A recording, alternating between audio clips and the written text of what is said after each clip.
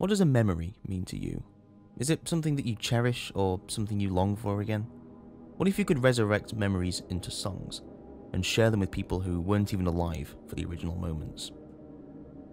This video is about the Death of Rave, or more specifically, an album by Leyland Kirby, the musician most known for his work under the Caretaker alias, spanning over 2 decades of dementia and Alzheimer's inspired works which culminated in one of the most profound albums of the 21st century. But this video isn't about the Caretaker, it's about a much earlier alias of Kirby's, one called VVM. The story behind the Death of Rave goes deeper than its initial idea.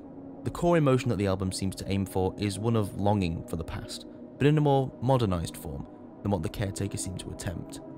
Whilst the Caretaker attempted to conjure a melancholy and dark sound with its use of bygone jazz and swing samples, ultimately the majority of its audience was simply too young to have been there in the first place, and so was Kirby. Being 48 years old this year, he's far too young to have been alive for the roaring 20s and Prohibition era music that he loved to sample. Old souls aside, Kirby was truly too young to have been alive for the music that he popularised through this alias. But perhaps Kirby was onto something when he created the Caretaker. Perhaps the concept for the Caretaker came from a feeling that Kirby had been brewing for a while, and only later down the line did he finally find the vessel to present this idea in. This video is about an album he released in 2014 called The Death of Rave, a Partial Flashback. Kirby has a fondness for presenting memories as sound.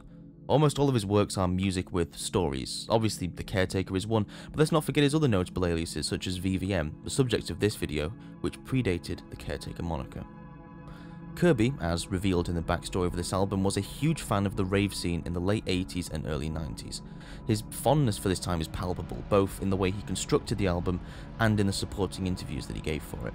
I'll stop teasing you about what the album actually looks and sounds like now, but like many of Kirby's works, it's one that requires a bit of backstory to understand it. This is the artwork to The Death of Rave. A confusing ensemble of colour arranged into what one can only assume is a bouquet of flowers, but painted just chaotically enough to suggest some kind of disturbance, a misplaced memory perhaps, or some detail that's just missing to the point that you can't pin down what the real meaning of the image is. And whilst this is typical of artist Ivan Seal's work, it's worth noting that Seal is, as Leyland puts it, a fellow rave veteran like himself, meaning this art definitely comes from an inspired emotional place, much like the album. The gist of this album is one of longing, nostalgia and loss, but not one set in an artificial space like the Caretaker.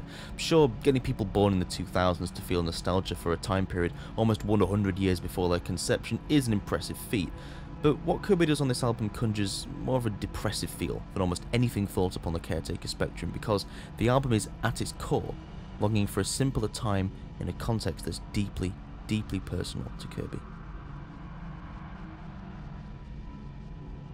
In this album, he attempted to conjure an echo of the raves he attended in the late 80s and 90s by sampling a selection of songs he remembers from the time and applying enough effects to the point that they are entirely unrecognisable.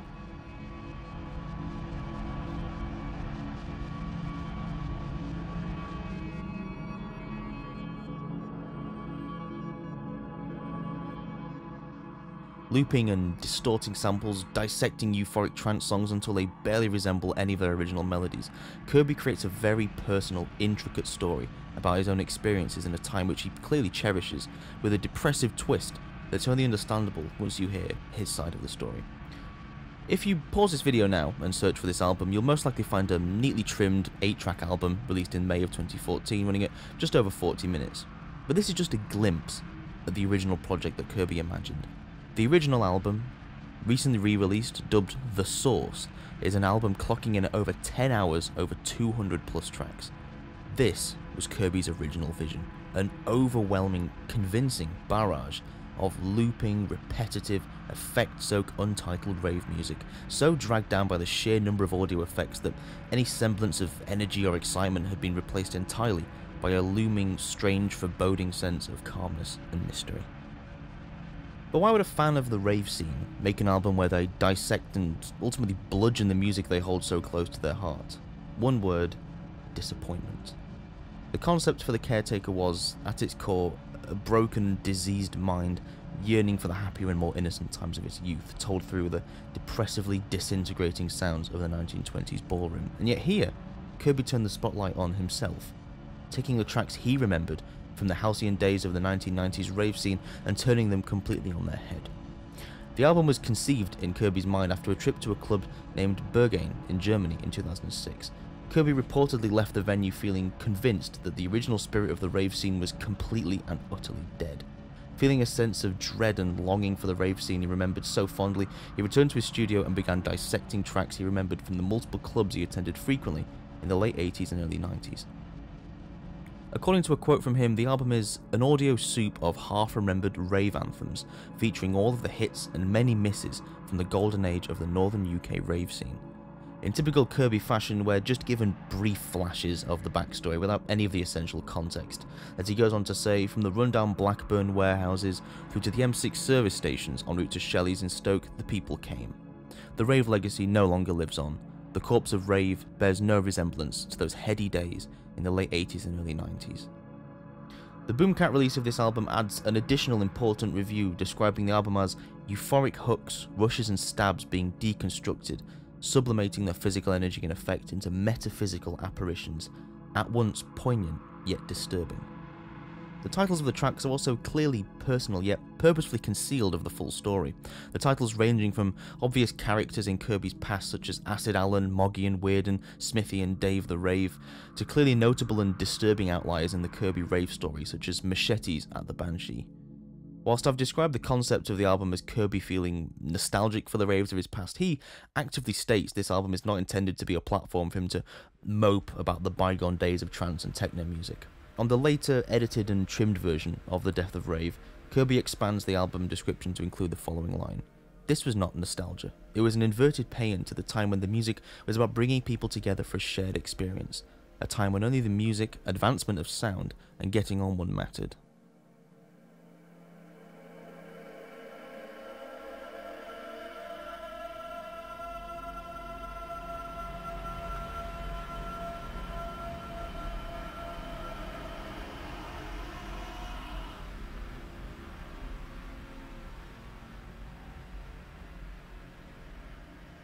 A further expansion of the idea was offered by Simon Reynolds in the book Retromania.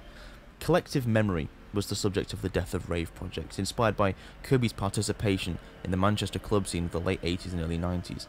Recalling the surge years of rave between 1988 to 96, Kirby says, "Everyone thought everything was possible on those long nights. The world was ours. Now I think this generation is very disillusioned. They saw a glimpse of light on the dance floors, but that light has gone out, and the future seems grim and predictable."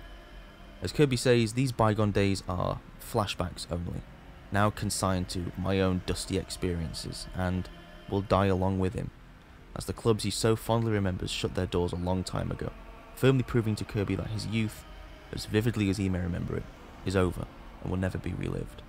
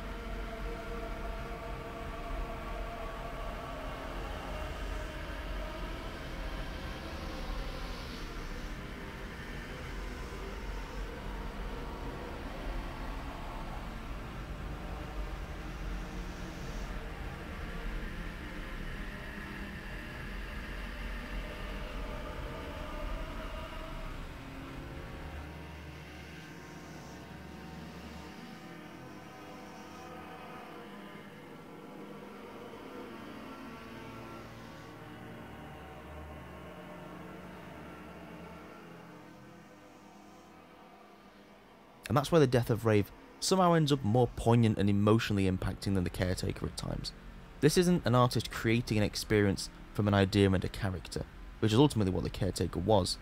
This is the artist laying down his own pain and yearning for a time he can no longer enjoy.